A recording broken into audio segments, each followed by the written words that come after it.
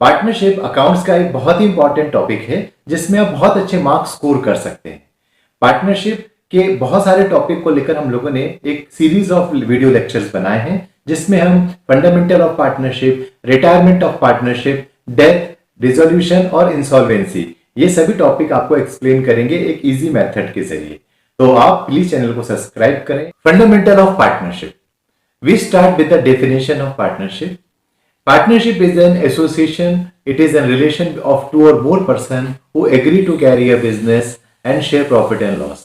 So on the basis of this definition, we will understand that the following features are there in a partnership.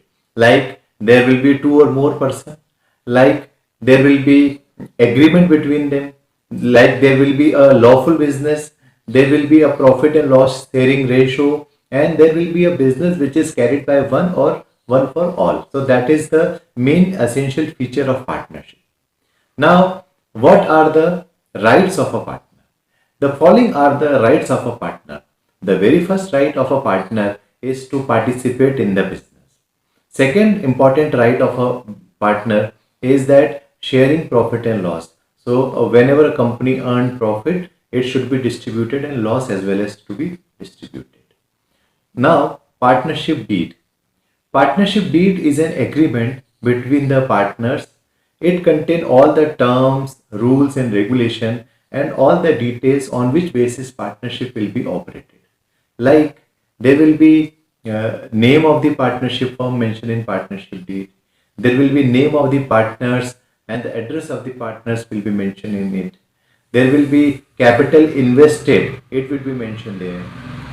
Name, nature of the business will be mentioned there.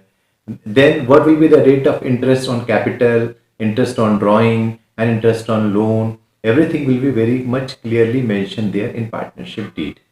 Apart from this, there will be other rules also, like if a partner working, so will there be any salary or remuneration to the partner. So all these will be mentioned in the partnership deed. If there is no written partnership deed, then what will happen? In absence of partnership deed, there are certain set of rules mentioned in Indian Partnership Act 1932. The very first law or the very first rule says that there will be equal distribution of profit among the partner and loss as well. So there will be equal distribution of profit and loss among the partner. There will be no commission provided or no remuneration or any salary will be provided. So no remuneration in form of salary, commission, anything will be allowed, will be provided. There will be no interest on capital charge and there will be no interest on drawing as well as. But here there will be a 6% interest on loan per annum and it is allowed in the Partnership Act 1932. Apart from this, it is also very important that we should have a written agreement. It is preferred that we have a written agreement. So these are the basic essential of the partnership and partnership deed. Accounting of partnership, तो जो पहला account सबसे पहले बनाया जाता है partnership में, that is P&L appropriation account. P&L appropriation account नाम से पता चल रहा है कि ये प्रॉफिट एंड लॉस से जुड़ा हुआ अकाउंट है। ये P&L के बाद में, प्रॉफिट एंड लॉस अकाउंट के बाद में बनाया जाता है। P&L एप्रोप्रिएशन अकाउंट और P&L अकाउंट के अंदर जो हम अंतर देखें तो सबसे पहले P&L अकाउंट का जो पर्पस है that is determining the profit and loss. इसका जो P&L एप्रोप्रिएशन का जो पर्पस है बनाने का, that is to show the distribution of profit among the partner. तो ये दो मेन इसके पर्पस है, जो कि इसके पर्पस से हमको इनके डिफरेंस को पता चलता है। P&L अकाउंट प्रॉफिट डिटरमाइन करता है, P&L एप्रोप्रिएशन पार्टनर्स के अंदर इसको कैसे डिस्ट्रीब्यूट किया जाएगा प्रॉफिट को, ये शो करता है, इससे पता चलता है। P&L अकाउंट जो है वो सबसे पहले बनाया जाता है, ट्रेडिंग अकाउंट और P&L अकाउंट और बैलेंस शीट जब फाइनल अकाउंट बनाया जाता है तब। लेकिन P&L एप्रोप्रिएशन अकाउंट जो है वो P&L अकाउंट बनाने के बाद में बनाया जाता है, जब हम लोग नेट प्रॉफिट पता कर लेते हैं या नेट लॉस हम पता कर लेते हैं। तो it is prepared, P&L account is prepared first and P&L appropriation account is prepared later. इसके बाद में एक और अंतर हम लोगों को इसमें देखने को मिलता है P&L अकाउंट और P&L एप्रोप्रिएशन अकाउंट में, दैट इज कि P&L अकाउंट में we have a business related entries and transactions, like हमने बिजनेस में क्या हमारे एक्सपेंसेस रहे, सैलरी हम लोगों ने दी होगी वर्कर्स को, अपने स्टाफ को दी होगी, वहाँ पे रेंट होगा, इंश्योरेंस होगा, एडवर्टीजमेंट एक्सपेंसेस होंगे, डेप्रिसिएशन होगा, लॉस होगा, जो भी हमारे बिजनेस रिलेटेड चीज़ें हैं that is come into the P&L account. लेकिन P&L एप्रोप्रिएशन में आपको यहाँ पे पार्टनर रिलेटेड आपको आइटम्स देखने को मिलेंगे।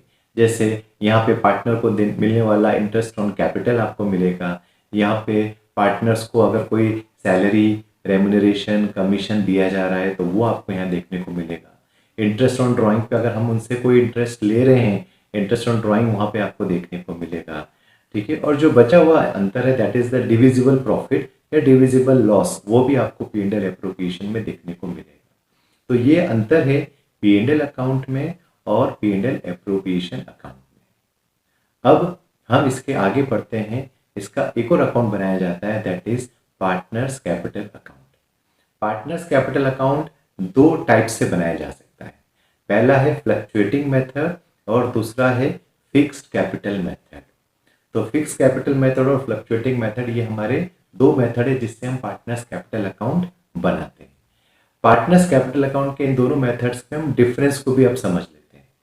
फिक्स कैपिटल मेथड, नाम से पता चल रहा है जो पहला डिफरेंस है, in this method the balance of capital remain fixed, unchange and the same.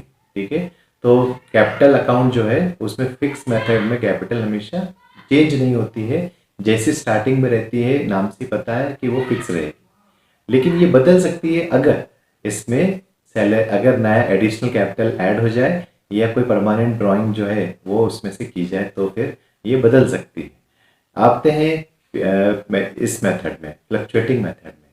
Well, नाम से पता चल रहा है कि फ्लक्चुएटिंग कैपिटल मेथड में जो कैपिटल की अमाउंट है वो हमेशा फ्लक्चुएट होगी, कम ज़्यादा होती रहेगी। ये कम ज़्यादा इसलिए भी होती है क्योंकि जब प्रॉफिट होगा तो कैपिटल का बैलेंस इंक्रीज हो जाएगा और जब लॉस होगा तो कैपिटल का बैलेंस कम हो जाएगा। ऐसे ही जब हम कोई ड्राइंग करेंगे या इंटरेस्ट ऑन ड्राइंग लगेगा तो अमाउंट माइनस हो जाएगा। जब पार्टनर को कोई इंटरेस्ट ऑन कैपिटल IOC मिलेगा या सैलरी मिलेगा या कोई कमीशन रेम्यूनरेशन मिलेगा तो भी पार्टनर का अमाउंट जो है वो इंक्रीज हो जाता है, वो बढ़ जाता है। तीसरा अंतर जो है, फिक्स मेथड के अंदर दो अकाउंट बनाए जाते हैं, पहला है पार्टनर्स कैपिटल अकाउंट और दूसरा है पार्टनर्स करंट अकाउंट। लेकिन फ्लक्चुएटिंग मेथड में क्योंकि सारी ट्रांजैक्शन हम एक ही जगह लिख रहे होते हैं, इसीलिए वहाँ पे सिर्फ एक ही अकाउंट बनाया जाता है that is partners capital account. तो ये हमारे अकाउंट्स जो हम लोग पार्टनरशिप में बनाते हैं, ये दो मेन अकाउंट्स हम बनाते हैं। बाकी जो बैलेंस शीट है, बैलेंस शीट तो जैसे हम सोल ट्रेड में हमने सीखा है लगभग वही इसके अंदर वैसे ही पैटर्न से बनती है, एसेट्स और लायबिलिटीज हम लोग ऐसे लिखते हैं।